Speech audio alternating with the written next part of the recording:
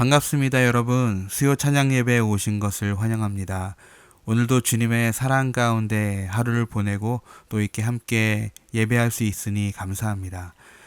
제자들이 예수님을 배반하고 다 떠나갔죠. 예수님이 붙잡힐 때. 그리고 두려워서 한자리에 모여서 문을 잠그고 있었을 때 예수님께서 제자들에게 나타나셨습니다.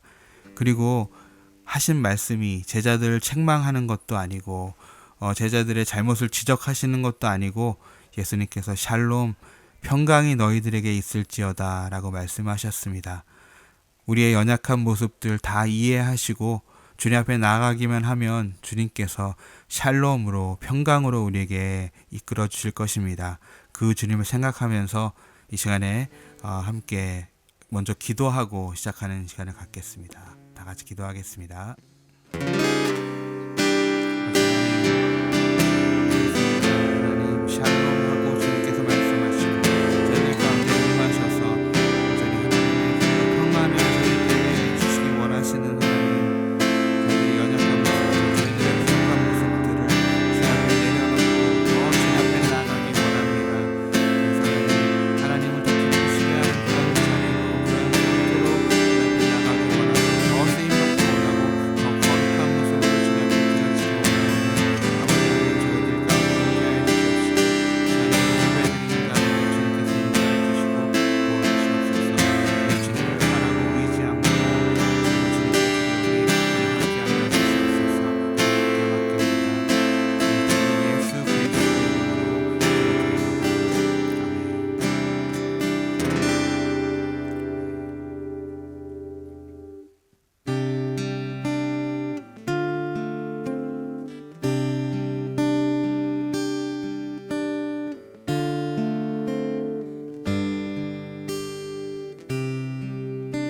샬롬, 샬롬, 샬롬, 샬롬, 샬롬, 샬롬, 샬롬. 내니 두려워 말아라. 나의 아들, 나의 딸아, 안심하라. 샬롬, 샬롬, 샬롬,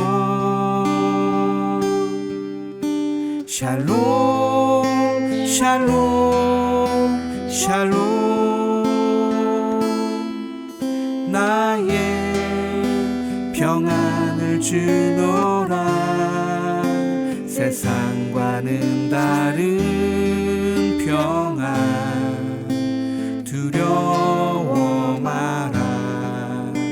샬롬, 샬롬, 샬롬, 샬롬, 샬롬, 샬롬, 샬롬, 샬롬. 내니 두려워 말아라. 나의 사랑, 나의 이스라엘, 안심하라. 샬롬, 샬롬, 샬롬, 샬롬, 샬롬, 샬롬. 평강 있을지어다. 아버지께서 날 보냄같이 나도 널 보내노라. 샬롬. 다시 한번 찬양합니다. 샬롬, 샬롬, 샬롬, 샬롬, 샬롬, 샬롬, 샬롬. 내니 두려워 말아라. 나의 아들, 나의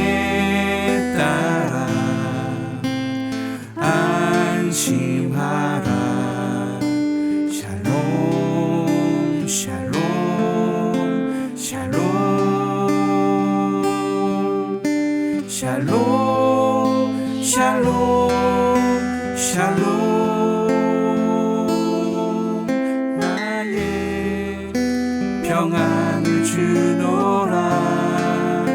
세상과는 다른 평안 두려워 마라. 샬롬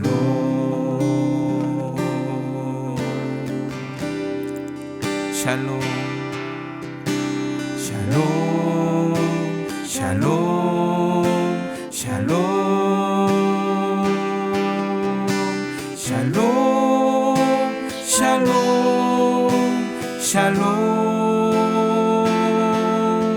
내니 두려워 말아라. 나의 사랑 나의 이스라엘 안심하라. 샬롬 샬롬 샬롬 샬롬 샬롬 샬롬. 평강 있을지어다. 아버지께서 날 보냄같이 나도 널 보내노라. 샬롬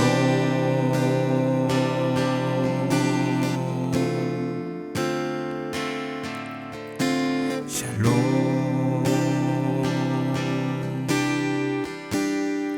십자가 예수의 그 사랑, 십자가 예수의 그 사랑, 날 죄로부터 정결케 했네. 그 어떤 사망과 권세도 그 사랑에서 끊을 수 없네. 놀라운 예수의 능력이, 놀라운 예수의 능력이 묶임에서 날 자유케 하며 날 향한 주님의 사랑이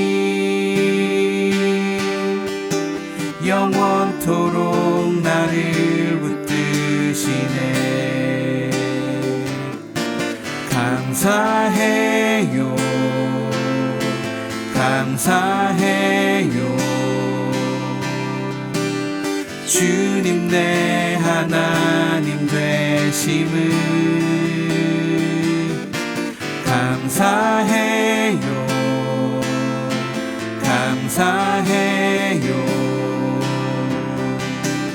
주님 내 하나님 되심을 감사해요 감사해요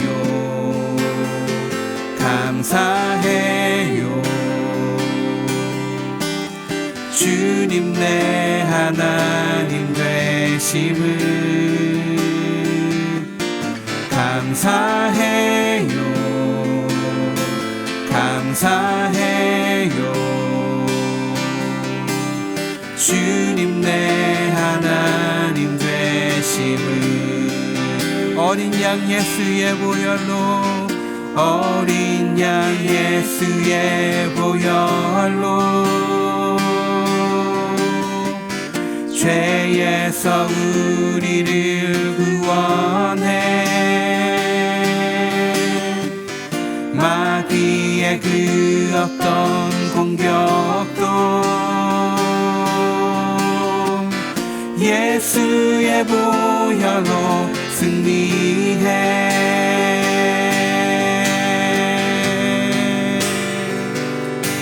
감사해요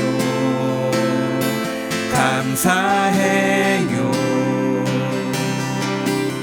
주님 내 하나님 되심을 감사해요 감사해요. 주님 내 하나님 되심을 감사해요 감사해요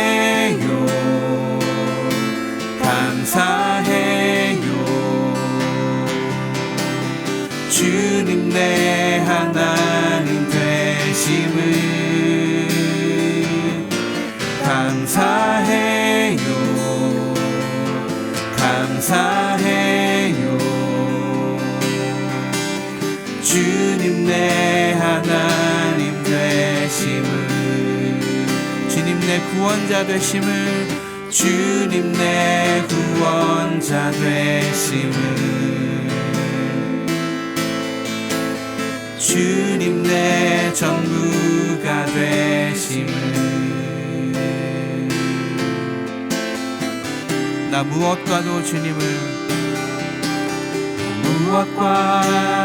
주님을 바꾸지 않으리. 다른 어떤 은혜 구하지 않으리. 오직 주님만이 내 삶의 도움이시니 주의 얼굴 보기 원합니다. 주님 사랑해요.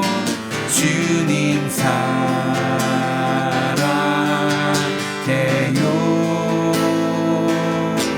온 맘과 정성 다해 하나님의 신실한 친구 되기 원합니다.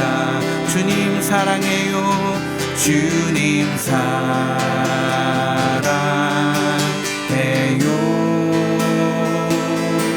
온 맘과 정성 다해 하나님의 신실한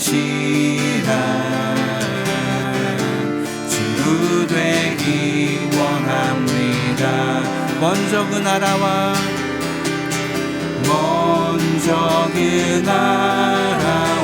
의를 구하라. 그 나라와 그 의를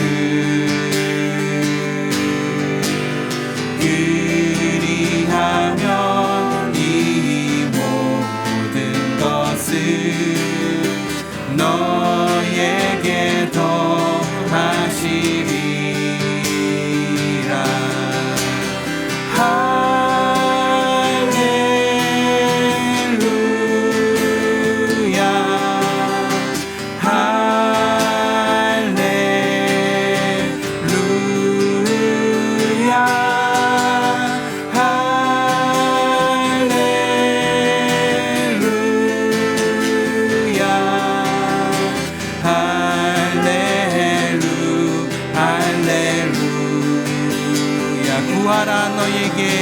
구하라 너희에게 주실 것이요. 찾으면 찾으리라. 문 두드리면 열릴 것이라.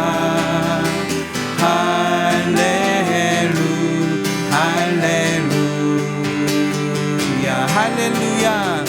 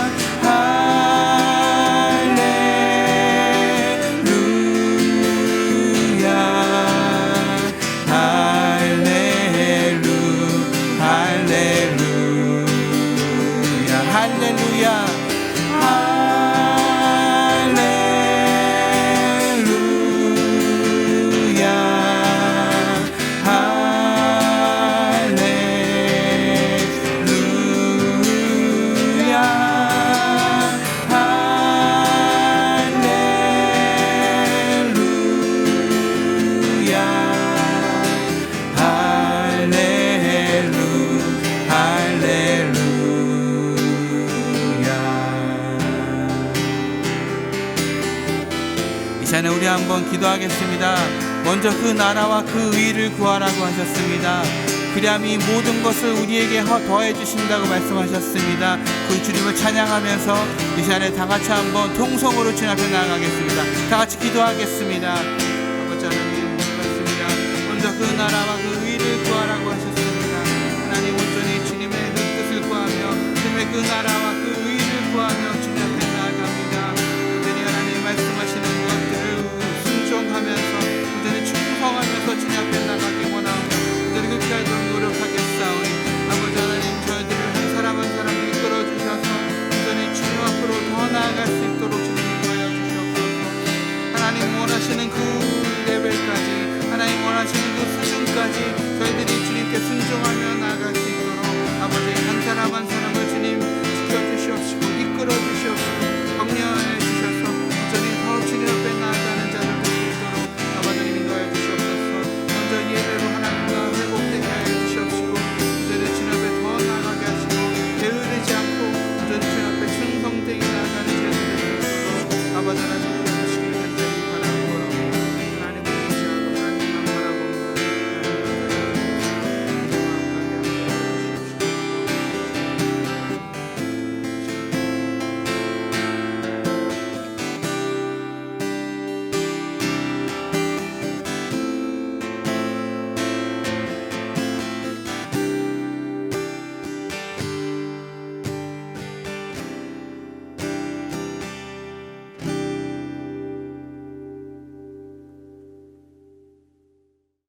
하나님의 말씀은 에베소서 3장 14절에서 19절입니다.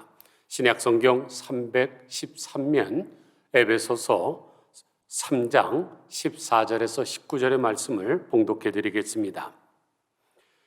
이러므로 내가 하늘과 땅에 있는 각 족속에게 이름을 주신 아버지 앞에 무릎을 꿇고 비노니 그의 영광의 풍성함을 따라 그의 성령으로 말미암아 너희 속사람을 능력으로 강건하게 하시오며 믿음으로 말미암아 그리스도께서 너희 마음에 계시게 하시옵고 너희가 사랑 가운데서 뿌리가 박히고 터가 굳어져서 능히 모든 성도와 함께 지식에 넘치는 그리스도의 사랑을 알고 그 너비와 길이와 높이와 깊이가 어떠함을 깨달아 하나님의 모든 충만하신 것으로 너희에게 충만하게 하시기를 구하노라.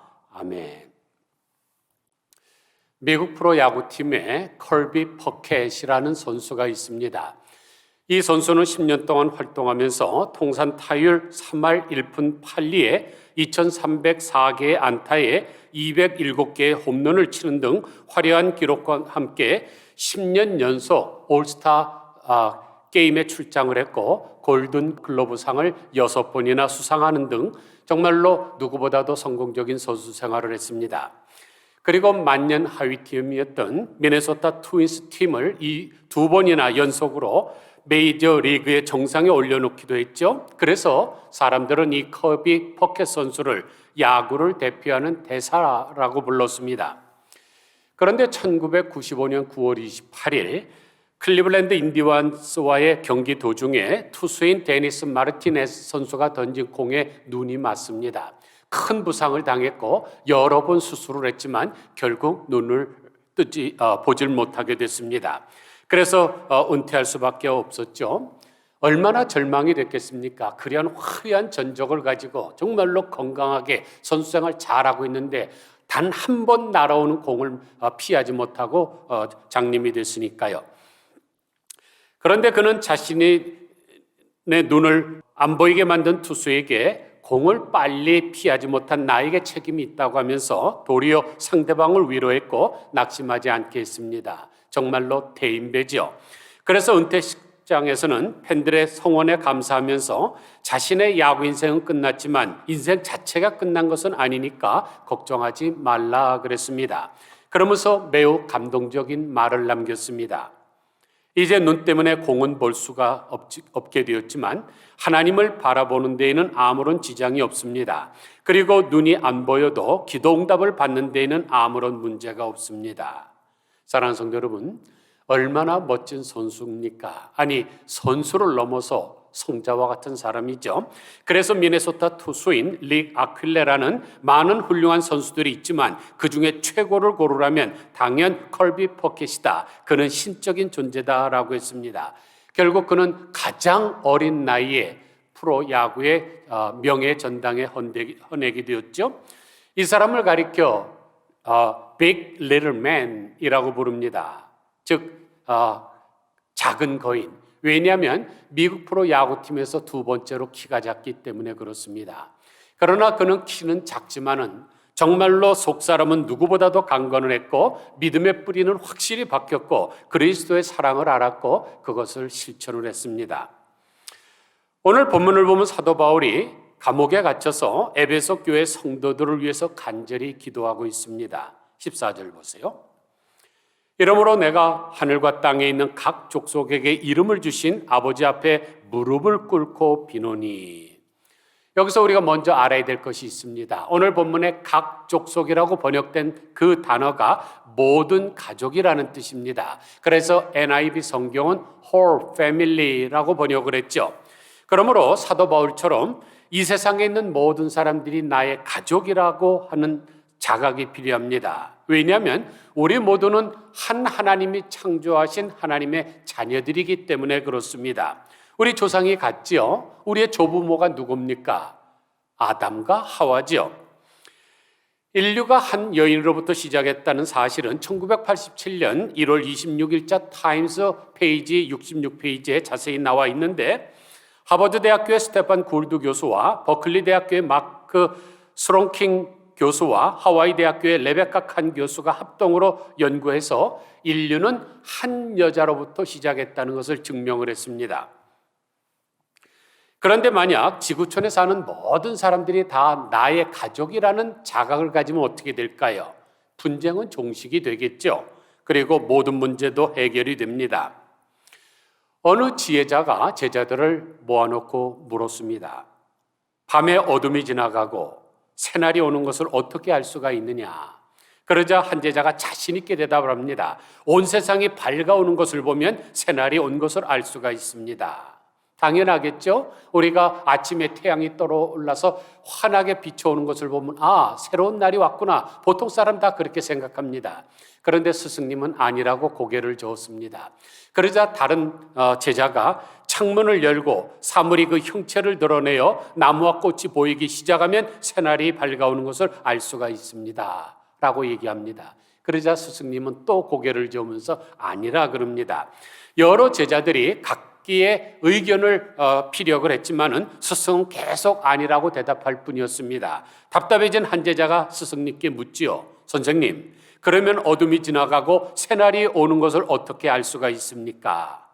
그때 스승이 이렇게 대답을 했습니다. 너희가 눈을 뜨고 주위를 둘러보았을 때 지나다니는 모든 사람들이 다 너의 형제 자매로 보이면 그때 비로소 새날이 밝아온 것이란다. 사랑하는 성도 여러분, 새날이란 해가 떠오르고 사물이 보이는 것으로 오는 것이 아닙니다. 지나다니는 모든 사람들이 나의 형제 자매라고 인식이 될 때 비로소 새로운 날이 도래하는 것입니다. 지금 사도 바울이 사형 집행을 기다리고 있는데 무릎을 꿇고 간절히 기도하는 것은 가장 절실한 것일 것입니다. 사람들이 보통 기도할 때는 이것저것 잡다한 건 별로 중요하지도 않은 것도 이것도 달라 저것도 달라 기도를 합니다. 그런데 지금 사형 선고를 받고 집행을 당하기 바로 전에 기도하는 것은 꼭 필요한 것만 하게 되어 있습니다. 그러면 지금 사도 바울이 감옥에서 무엇을 간구하고 있나요? 첫째는 속사람이 강건케 되는 것입니다. 16절 보세요. 그 영광의 풍성함을 따라 그의 성령으로 말미암아 너희 속사람을 능력으로 강건하게 하시오며. 왜 속사람이 강건하게 되기를 가장 먼저 기도하고 있을까요? 왜냐하면 속사람이 강건하게 되는 것이 우리 신앙생활에서 가장 중요하기 때문에 그렇습니다. 그런데 많은 사람들이 속사람을 인간의 영혼으로 생각하고 겉사람을 인간의 육신으로 생각하고 있습니다. 그러나 그것은 고린도 교회를 공격했던 아주 위험한 이원론 사상이죠. 그래서 플라톤과 같은 헬라 철학자들이 무엇을 가리켰습니까? 공간적 이원론을 가르쳤습니다. 공간적 이원론이란 인간의 원형은 천상에 이데아에 있고 이 지상에 있는 것은 껍데기에 불과하다는 것이죠. 그래서 우리가 가진 이 육신은 아무렇게나 굴러 먹어도 상관이 없다고 이야기를 했습니다. 그것으로부터 음란과 더러운 것과 악한 것이 등장하게 된 것이죠. 그래서 성경에서 가르치는 이원론은 공간적 이원론이 아니라 시간적 이원론입니다. 즉 예수님을 믿기 이전의 삶과 예수님을 믿고 난 후의 삶이죠. 그러므로 겉사람이란 예수님을 믿기 이전에 세상에서 길들여진, 즉 내 욕망대로 살고자 하는 본능을 가리키고, 속사람은 예수님을 믿고 난 다음에 변화된 사람을 말합니다. 다시 말해서 육체의 소욕을 따라 사는 것이 겉사람이고 성령의 소욕을 따라 사는 것이 속사람입니다. 그러므로 고린도후서 4장 16절에서 말씀한 우리가 낙심하지 아니하노니 겉사람은 후패하나 우리의 속은 날로 새롭다라는 말씀을 이제 내가 나이 들어서 겉사람은 점점 늙어가지만 속사람은 날로 젊어진다라고 해석하면 안 됩니다. 그런 뜻이 아닙니다. 그 구절의 말씀은 내가 그동안 세상을 살아오면서 가졌던 하나님 없이 살고자 했던 욕망들을 무장해제시킬 때 하나님께서 도리어 나를 영적으로 강건하게 만들어준다는 뜻입니다.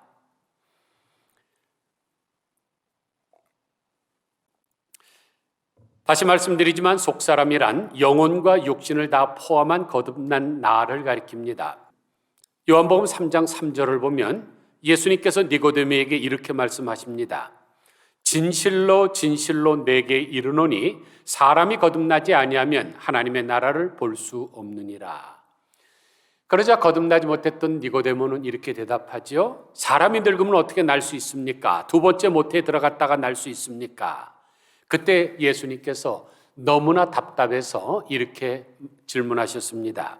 너는 이스라엘의 선생으로서 이러한 일을 알지 못하느냐라고 했습니다. 그런데 원문을 보면 이 선생이라는 단어 앞에 정관사가 붙어 있습니다. 정관사는 특정한 사람을 가르치는 거죠. 그러니까 지금 이 니고데모라는 이름만을 대면은 이스라엘 백성들 사이에서 누구나 다 알만한 저명한 학자였습니다. 그래서 니고데모라는 이름의 뜻도 백성의 정복자라는 아주 특별한 뜻을 갖고 있죠. 그러면 왜 유명한 선생이었던 니고데모가 그 사실을 알지 못했을까요? 왜냐하면 예수님께서 말씀하신 거듭난다는 뜻을 잘못 착각했기 때문입니다. 예수님이 거듭난다 그럴 때 헬라어로 아노덴이라는 단어를 사용했는데 세 가지 의미가 있습니다. 첫 번째는 처음부터 철저히라는 뜻이고, 두 번째는 다시 또 두 번째라는 뜻이고, 세 번째는 위로부터, 즉 하나님으로부터라는 뜻입니다. 우리나라 말에도 똑같은 말이 여러 가지 의미를 가진 것이 있습니다. 예를 들어서 밤, 그러면 캄캄한 밤도 되고 맛있는 까먹는 꿀밤도 되고 녹그릇을 만들 때 붓는 틀, 그것도 밤이라 그럽니다. 그러니까 예수님께서 의미하신 거듭이라는 단어가 있는데 지금 니고데모는 다른 거듭으로 알아들었기 때문입니다. 즉 예수님은 하나님으로부터 위로부터 거듭나야 된다고 말씀했는데 니고데모는 어머니 뱃속에 들어가서 다시 태어나는 것으로 착각했던 것입니다. 사실 사람은 이 땅에서 태어나지만 진정한 사람이 되려면 위로부터 다시 한번 태어나야 됩니다. 왜냐하면 인간은 하나님의 형상을 따라 창조함을 받았기 때문에 하나님으로부터 거듭나야 참 사람이 됩니다. 그리고 하나님의 나라도 들어갈 수 있는 것이죠. 우리가 이렇게 설명을 하면 이해하기 쉬울 것입니다. 계란을 한번 보세요. 계란이 엄마 뱃속에서 나왔습니다. 그러나 엄마 뱃속에서 나왔다고 해서 그것이 계란 구실을 합니까? 병아리 구실을 합니까? 닭의 구실을 합니까? 아니죠. 닭의 구실을 하려면 다시 태어나야 됩니다. 그러면 어떻게 위로부터 다시 태어날 수가 있을까요? 엄마가 그 알을 품으면 되죠. 엄마가 그 알을 품으면 때가 되면 이제 그 깨트리고 이제 병아리가 나옵니다. 그리고 병아리가 장성해서 닭이 되죠. 그래서 닭 구실을 하는 것입니다. 그러나 만약 껍질을 깨지 못하고 나오면 그 계란은 삶은 계란 되는 것이죠. 죽은 계란입니다. 마찬가지로 사람도 성령으로 말미암아 다시 거듭나야만 사람 구실을 합니다. 그러나 그렇지 못하면 죽은 사람이죠. 요한계시록 21장 8절을 보면 두려워하는 자들과 믿지 아니하는 자들과 흉악한 자들과 살인자들과 음행하는 자들과 점술가들과 우상 숭배자들과 거짓말하는 모든 자들은 불과 유황으로 타는 못에 던져지리니 이것이 둘째 사망이라. 여기를 보면 둘째 사망이라는 단어가 나오는데 그 말은 지옥에 간다는 뜻입니다. 그래서 불과 유황으로 타는 연못을 말씀하고 있는 거죠. 사람은 누구나 다 한 번씩 죽습니다. 병들어서 죽기도 하고 사고로 죽기도 하고 또 숨이 멎으면 죽습니다. 이것을 첫째 사망이라고 합니다. 그러나 두 번 죽는 사람이 있는데 거듭나지 못한 사람이죠. 그러므로 불과 유황으로 타는 연못에 들어가지 않으려면 어떻게 될까요? 위로 거듭나면 됩니다. 그러면 변화된 삶을 살게 되고 천국에도 들어갈 수가 있습니다. 이런 삶이 속이 강건한 사람의 삶입니다. 둘째는 그리스도가 우리 마음에 영주하시는 것입니다. 17절 보세요.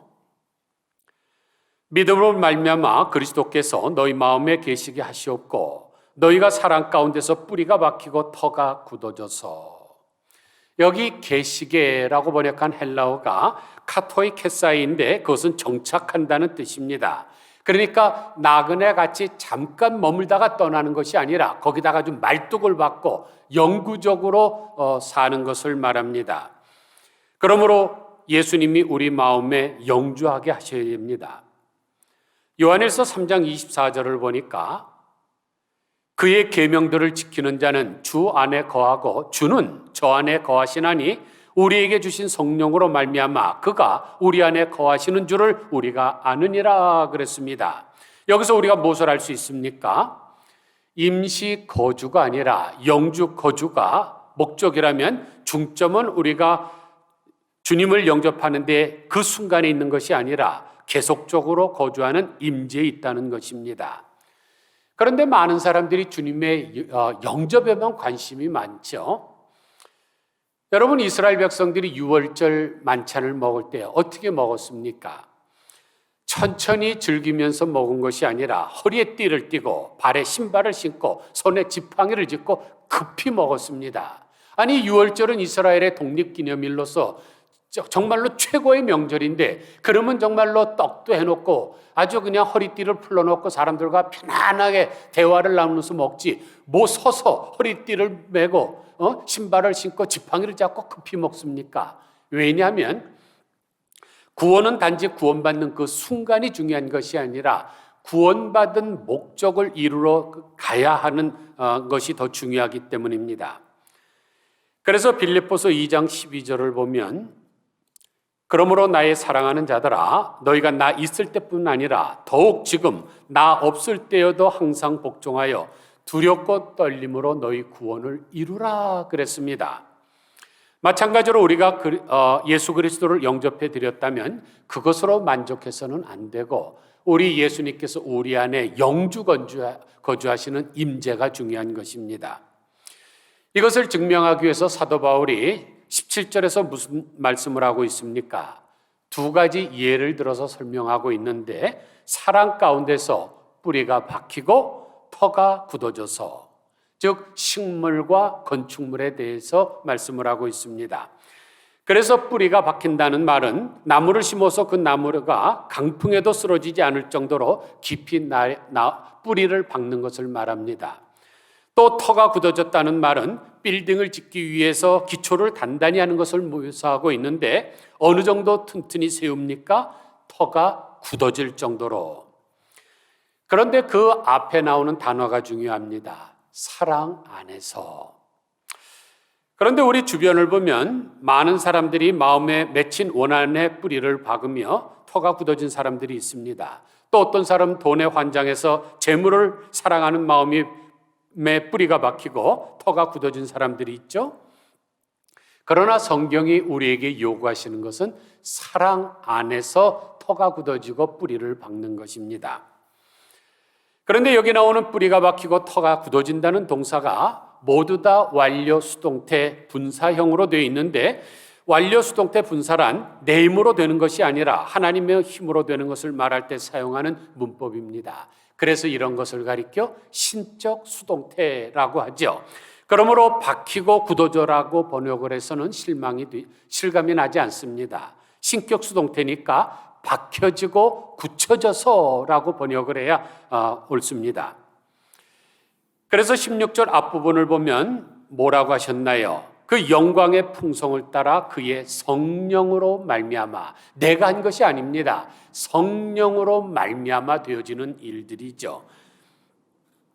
그러므로 여러분이 생각을 할 때 그리스도께서 내가 내 안에 계신 것 같기도 하고 밖으로 나가신 것 같기도 하고 그렇다면 이렇게 기도하시기를 바랍니다. 성령 하나님, 나의 속사람을 강건하게 하시옵고 내 안에 들어와 영주하옵소서. 그럴 때 사랑이 충만하신 하나님께서 여러분 안에 영주하실 것입니다. 셋째는 그리스도의 사랑을 아는 것입니다. 18절 보세요. 능히 모든 성도와 함께 지식에 넘치는 그리스도의 사랑을 알아. 여기서 지식에 넘친다는 말은 인간이 다 깨달을 수 없는 이라는 뜻입니다. 그래서 공동 번역 성경은 인간의 모든 지식을 초월한 그리스도의 사랑을 알 수 있게 하옵소서라고 번역을 했죠. 그런데 이것은 당시 유행하고 있던 이단인 영지주의를 공격하는 목적도 있습니다.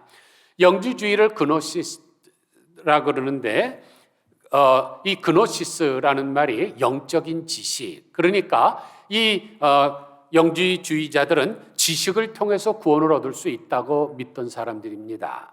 그러나 인간이 어떻게 하나님에 대해서 알 수가 있겠습니까? 우리가 하나님을 아는 것은 마치 조개 껍데기 가지고 바닷물을 푸는 것과 마찬가지죠. 하나님의 지식은 부유합니다. 정말로 충만하고 넓죠. 그런데 교만한 사람들은 다 알 수가 있다고 주장합니다. 그래서 그런 의견이 틀렸다는 것을 보여주기 위해서 사도 바울은 인간의 지식을 초월한다는 의미로서 지식에 넘치는 이라는 표현을 쓴 것입니다. 그런데 우리가 하나님의 지식에 대해서는 다 알지 못하지만 하나님의 사랑에 대해서는 알 수 있습니다. 로마서 5장 8절을 보면 우리가 아직 죄인 되었을 때에 그리스도께서 우리를 위하여 죽으심으로 하나님께서 우리에 대한 자기의 사랑을 확증하셨느니라. 우리가 하나님의 사랑은 하나님의 지식은 다 알 수 없습니다. 그러나 하나님의 사랑은 알 수가 있죠. 왜냐하면 우리가 죄인 되었을 때에 하나님께서 당신의 아들 예수 그리스도를 희생시킴으로 말미암아 당신의 사랑을 확증해 주었기 때문입니다. 그러므로 우리는 우리의 지식을 뛰어넘는 그리스도의 사랑을 알아야 됩니다. 부모가 자식들에게 요구하는 것이 뭡니까? 나를 봉양해 달라 그럽니까? 나에게 용돈을 달라 그럽니까? 내가 너를 향한 사랑을 알아달라는 것이 부모의 유일한 요구 조건이죠. 넷째로 충만케 되는 것입니다. 19절 말씀입니다. 그 너비와 길이와 높이와 깊이가 어떠함을 깨달아 하나님의 모든 충만하신 것으로 너희에게 충만하게 하시기를 구하노라. 사도 바울은 지금 하나님의 사랑이 얼마나 큰가를 네 가지로 설명하고 있는데 너비와 길이와 높이와 깊이입니다. 그런데 사도 바울이 지금 이 이야기를 할 때 뭐를 연상을 했을까요? 당연히 십자가죠. 왜냐하면 십자가는 네 개의 갈래로 되어 있기 때문입니다. 인류 역사상 가장 큰 오점으로 지적되고 있는 종교 재판소는 이단 색출이라는 빌미로서 고발자나 재판 절차를 비밀에 붙인 채 고문과 위조를 일삼은 것으로 유명합니다. 그 중에서도 15세기 스페인의 종교 재판이 가장 악명을 높았는데 그 스페인의 종교 재판소로 인해서 30만 명 정도가 불에 타 죽었습니다. 제가 스페인에 여행을 갔다가 그 종교 재판소를 갔는데 지구는 둥글다고 말했다가 그것을 취소하고 살아나왔던 그 갈릴레오가 갇혔던 것도 바로 그 종교 재판소였습니다. 그러니 그 감옥 안에 있었던 죄우들의 참상은 오죽했겠습니까? 시간이 지나서 19세기 초에 나폴레옹 황제가 피레네 산맥을 넘어서 스페인을 공격합니다. 그래서 그것을 정복한 후에 마침내 종교재판소를 열었죠. 그때 그 안에 있었던 장면이 정말로 감동적이었다고 합니다. 어떤 사람이 지금 착고에 묶여갖고 쇠사슬에 완전히 뼈만 남았습니다. 지금 뼈만 지금 죽어서 몇백 년이 지난 것입니다. 그런데 그 작고 음침한 감방벽에는 십자가가 새겨져 있었는데 그 십자가는 4단어가 적혀 있었다 그럽니다. 십자가 위쪽에는 너비, 십자가 오른쪽에는 길이, 십자가 위쪽에는 높이, 십자가 아래쪽에는 깊이라는 말이 쓰여져 있습니다. 그러니까 이루 말할 수 없는 고통의 현장에서도 그 글을 쓴 성도는 하나님의 위대한 사랑을 깨달았던 것이죠.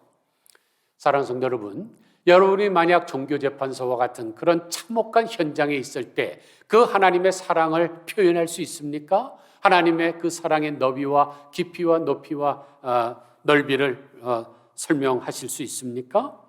그러면 사랑의 너비는 무엇을 말할까요?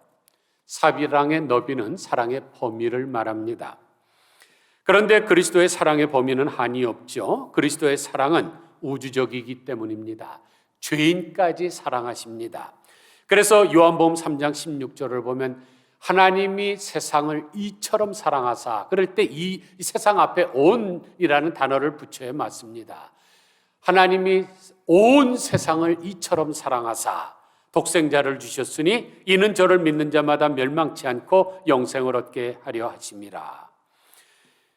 그리고 요한계시록 5장 9절을 보면 각 족속과 방언과 백성과 나라 가운데서 사람들을 피로 사서 하나님께 드리시고라 그랬습니다. 그러므로 예수님은 모든 족속과 방언과 나라들을 당신의 피로 사서 구원을 하셨습니다. 그러면 사랑의 길이는 어느 정도 될까요? 영원 전부터 영원 후까지죠. 그래서 예레미야서 31장 3절에 보면 옛적에 여호와께서 나에게 나타나사 내가 영원한 사랑으로 너를 사랑하기에 인자함으로 너를 이끌었다 하였노라 그랬습니다. 그러면 사랑의 높이는 어디까지일까요? 바로 하나님의 보좌에 이르기까지입니다. 너무나 높고 지고하셔서 그렇죠. 우리를 그리스도의 보혈로 구원하셔서 하나님 보좌 우편에 앉게 하시는 사랑이 하나님의 사랑의 높이입니다. 그러면 사랑의 깊이는 얼마나 깊을까요? 하나님의 사랑의 깊이는 우리를 구원하시기 위하여 내려가실 수 없는 데까지 내려가시는 사랑입니다. 예수님께서 하늘의 영광을 버리시고 이 땅에 오실 때에 짐승의 먹이토긴 구유에 탄생을 하셨습니다. 그리고 사람의 형체를 가지고 이 땅에 오셨죠. 그것뿐만 아니라 예수님께서 십자가에 돌아가신 후에 3일 동안 무덤에 내려가셔서 죽음의 고통까지 담당을 하시고 지옥에 있는 사람에게까지 전도하셨습니다. 그게 하나님의 사랑의 깊이죠. 이처럼 그리스도께서는 측량할 수 없는 넓고 길고 높고 깊은 사랑으로 우리를 사랑하십니다. 말씀을 마칩니다. 어떤 장로님이 암으로 투병하고 있었습니다. 그러자 그 교회 목사님이 그분의 병상을 찾아가서 에드워드 페이슨 목사님이 쓴 글을 읽어드렸습니다. 에드워드 페이슨 목사님이 자기 병상에 있을 당시 자신의 누이에게 보낸 편지죠.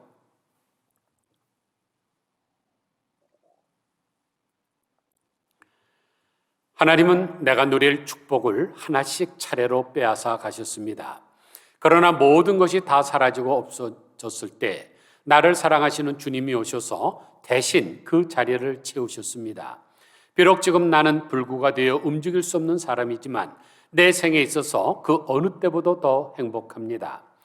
죽음의 강이 내 앞에 있을지 모르지만 그 죽음이라는 강이라는 것도 하나님께서 사랑하신다면 한 발로 뛰어넘을 수 있는 조그마한 개울일 뿐입니다. 사랑하는 성도 여러분, 하나님께서 나를 끝까지 사랑하신다는 그 사실을 기억하셔야 됩니다. 그러면 죽음의 강도 한 발로 뛰어넘을 수 있는 작은 개울에 불과합니다. 그래서 바울이 기도 맨 마지막 부분에 하나님의 모든 충만하신 것으로 너에게 충만하게 하시기를 구하노라 그랬습니다. 그릇에 물이 차고 넘치는 상태, 그거를 플로레마라고 합니다. 그리고 사람이 태어나서 유년기를 지나고 소년기를 지나고 청년기를 지나고 장년기가 되어서 지식과 교양과 덕목이 넘치는 상태, 이것을 플로레마라고 하는데 우리 성경에서 바로 충만이라고 번역을 했습니다. 그래서 고난을 많이 당했던 다윗도 내 잔이 넘치나이다 라고 그랬죠. 그런데 이 충만의 반대 개념이 바로 공허입니다. 이를테면 집안이 텅 비어 있는 상태, 마음이 텅 비어 있는 상태를 말합니다. 그런데 우리 주변에는 이렇게 공허한 사람들이 많습니다. 그래서 4월은 잔인한 달이라고 노래했던 시인 T.S. 엘리어트는 현대인의 심 중에 없어야 할 것은 차고 넘치고 있으며 있어야 할 것은 텅 비어 있다 그랬습니다. 그러면 왜 현대인들이 삶의 공허함을 느끼고 살아가고 있을까요? 왜냐하면 충만케 하시는 예수님이 그 안에 없기 때문입니다. 인생의 영적 공허를 채울 수 있는 분은 오직 충만케 하시는 그리스도의 은혜 외에는 없습니다. 그래서 팡세라는 책을 썼던 파스칼은 인간에게는 하나님만이 채울 수 있는 공간이 있다 그랬죠. 아무쪼록 사도 바울이 무릎을 꿇고 간절히 기도한, 그래서 성도들에게 절실하게 필요한 이 속사람이 강건하게 되고 그리스도가 우리 안에 영주하게 되고 그리스도의 사랑을 알고 충만하게 되시기를 주님의 이름으로 간절히 축원드립니다. 기도하겠습니다. 하나님 아버지, 다시 한번 에베소서 3장을 저희들이 살펴보면서 정말로 그리스도의 사랑의 너비와 높이와 깊이와 그 사랑의 충만함을 우리가 알기를 간절히 소원합니다. 종교 재판소에서 억울하게 죽어갔던 어떤 성도가 자기는 죽으면서도 벽면에 그 십자가를 그려놓고 그 사방에 그 하나님의 그 크신 사랑을 기록한 것과 마찬가지로 우리도 이 세상을 살아갈 때 어려운 일이 있을 때마다 십자가를 바라보게 하시고 주님이 우리에게 흘려주신 그 베풀어 주신 놀라운 사랑에 감격할 수 있게 하여 주옵소서. 우리가 지식으로는 다 알 수 없지만은 그 사랑은 알 수가 있사오니 우리가 죄인 되었을 때 우리를 구원하시기 위하여 십자가에서 죽으심으로 말미암아 그 하나님에 대한 사랑을 확증하셨던 그 예수님, 우리가 그분을 구세주로 모시고 살고 있사오니 하나님 아버지, 어떤 일이 있다 할지라도 우리가 이 믿음은 굳세게 지키게 하여 주옵소서. 속사람이 강건하게 되기를 간절히 소원합니다. 또한 그리스도가 우리 안에 영주하게 하시고 그리스도의 사랑을 알고 우리의 삶이 충만하게 되기를 간절히 빌고 소원합니다. 오늘도 말씀을 듣는 주님의 백성들의 삶이 정말로 충만하게 변화가 되게 하시고 넘치는 은혜로 살아갈 수 있도록 도와주시옵소서. 우리를 구원하신 주 예수 그리스도의 거룩하신 이름으로 간절히 기도드리옵나이다. 아멘. 다 함께 찬송가 352장 찬양합니다.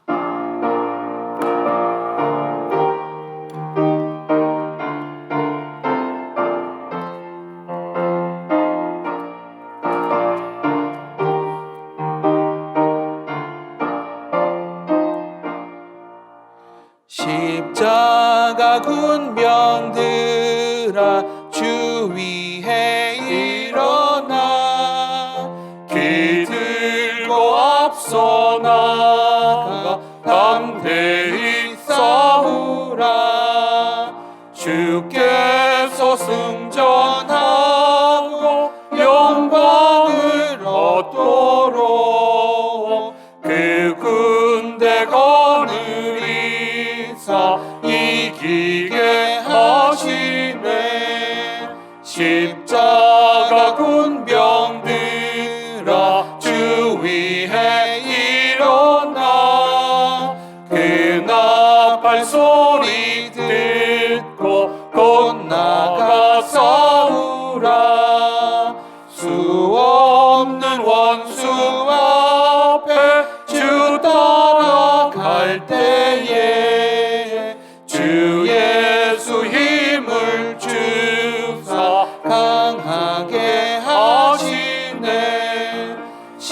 십자가 군병들아 주 위에 일어나 내 힘이 부족하니 주 영광 믿으라 복음의 갑주 입고 늘 기도하면서 너 맡은 자리에서 충성을 다하라 십자가 군병들아 주 위에 일어나 이 날에 접전하고 곧 개가 부르라 승전한 군사들은 영생을 얻으며 영광의 주와 함께 왕노릇하리라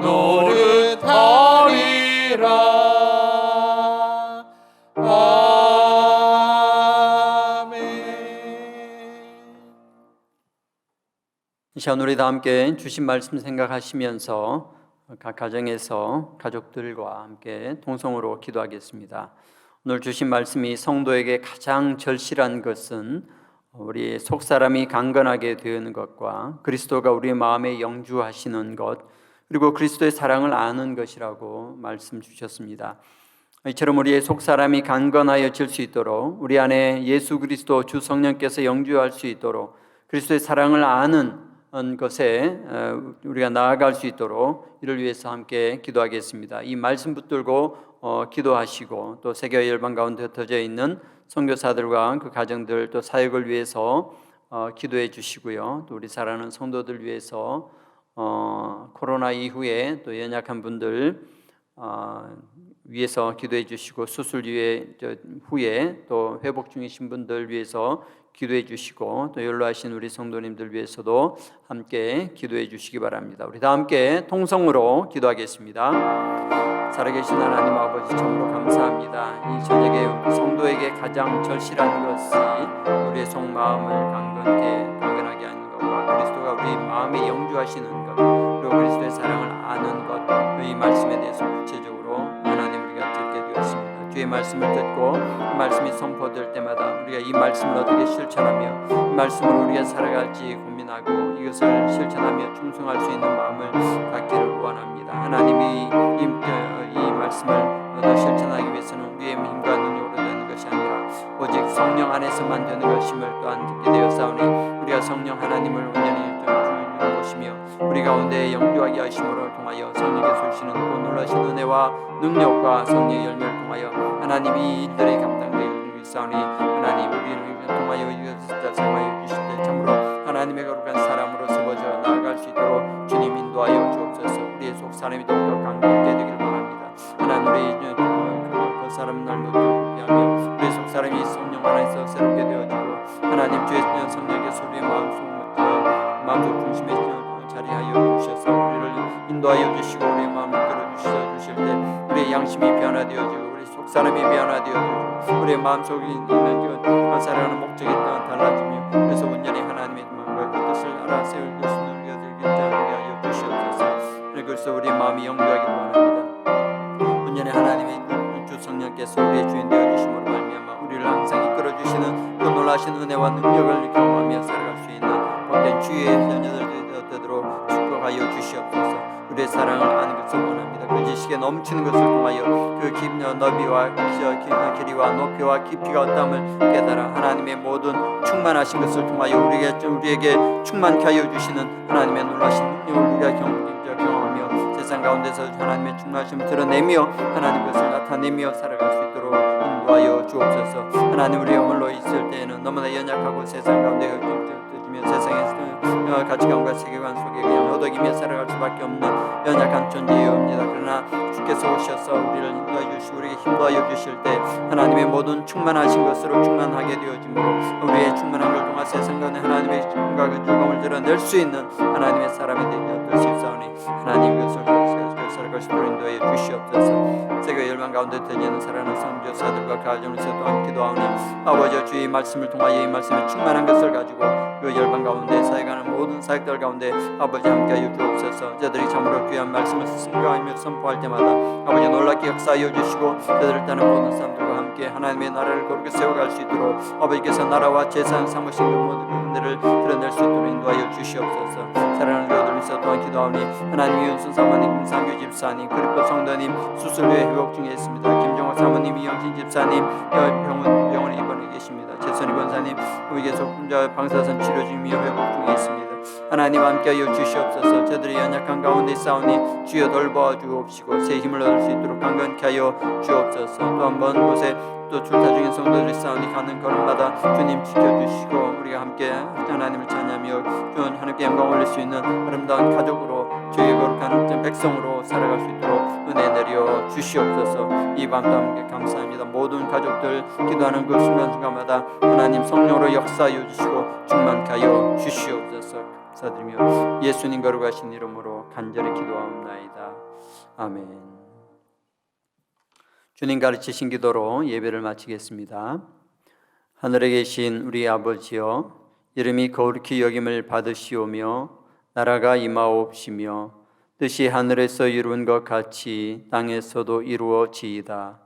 오늘날 우리에게 일용할 양식을 주옵시고 우리가 우리에게 죄 지은 자를 사하여 준 것 같이 우리의 죄를 사하여 주옵시고 우리를 시험에 들게 하지 마옵시고 다만 악에서 구하옵소서.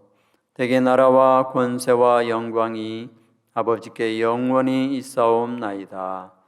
아멘.